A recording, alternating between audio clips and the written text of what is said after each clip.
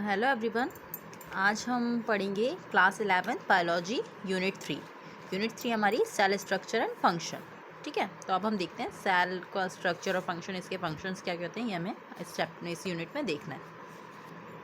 Chapter 8 cell the unit of life.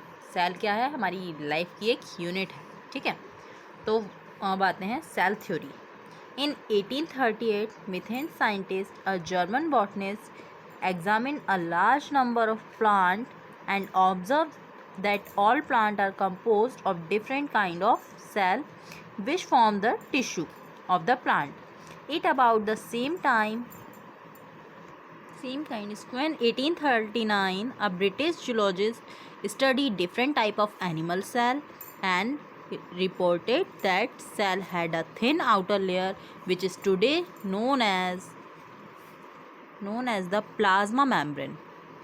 He also concluded the basic on the study on plant tissue that the presence of cell wall is a unique character of the plant. The cell on the basic of these terms proposed the hypothesis that the body of animal and plant composed of cell and produce of cell. ठीक है, तो इस theory में हमें बताया गया है कि इन 1838 में मिथेन साइंटिस्ट, एक मिथेन सर्जन जो जर्मन बॉटनिस्ट थे, जिन्होंने हम सेल को डिफ़ाइन किया था। कौन से सेल को? Plant cell. ठीक है, उसके बाद उसके बाद नेक्स्ट साइंटिस्ट आए थे सर्जन। उन्होंने 1839 में ब्रिटिश जूलॉजिस्ट थे, ये ब्रिटिश के थे जूलॉजिस्ट, इन्होंने एनिमल सेल फाइंड आउट किया था। और तो हमारे सेल कितने टाइप के हो गए? 2 टाइप्स के, animal cell and plant cell. ठीक है, और जो इन्होंने बताया था कि जो एनिमल सेल की जो आउटर लेयर होती है उसको क्या बोला था इन्होंने? Outer layer, and today is known as the plasma membrane. Outer layer को इन्होंने क्या बोला है आज की तारीख में? प्लाज्मा मेम्ब्रेन इन्होंने बोला गया है। ठीक है, और इसमें क्या बताया गया है कि छोटे छोटे सेल की एक कॉलोनी, ग्रुप बना के हम क्या बन जाता है? हमें टिश्यू बनता है। ठीक है, तो अभी हमें ये पढ़ना है कि सेल होता क्या है। अभी टिश्यू हम आगे पढ़ेंगे। फिर ये बताया गया all living organism are composed of cell and produce of sales.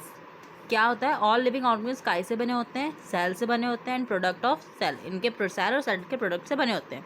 All cell arise from pre existing cell. ठीक है, all cell are basically similar in structure and function. सारे सेल क्या होते हैं? मतलब एक तरीके से सिमिलर होते हैं और इनके फंक्शंस भी एक जैसे होते हैं।